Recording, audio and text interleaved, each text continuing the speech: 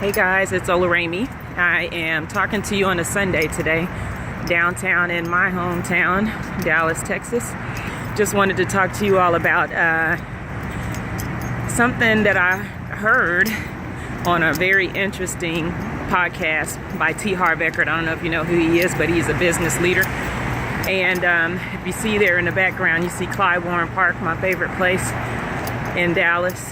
What T. Harv was talking about was correcting and continuing, which I think is a better way to talk about starting out a new year. So to correct and continue, because our lives are basically a continuous story that we're all working on.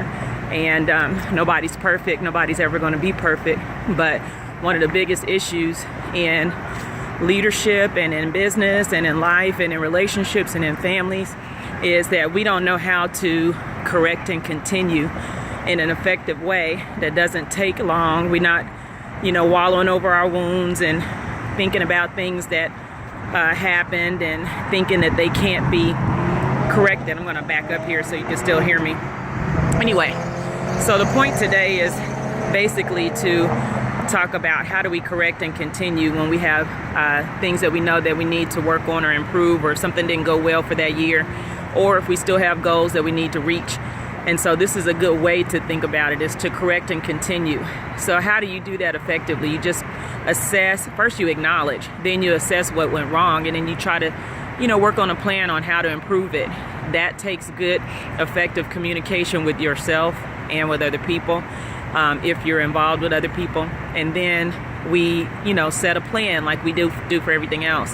You set a plan on how you're going to deal with that in the next phase, whether it's the next quarter or whether it's the next year or it's the next 5 years. It's always good to have a plan, or to write your plan down and to, be able to follow that through. And so today on Sunday, we're just talking about correcting and continuing. I really like T. Harv Eker. He's a person that talks about wealth and, becoming a millionaire and how people do it and the habits that it takes, and getting rid of, age-old thinking that may have been passed down in our families. But part of age-old thinking is really not knowing how to handle situations when they go wrong, or, life when a bump or a bruise happens or an obstacle happens, and being able to communicate with yourself and others well about that, and then move on. It's as simple as that. Today's a Sunday. I really like reflective Sundays. I like reflective days every day.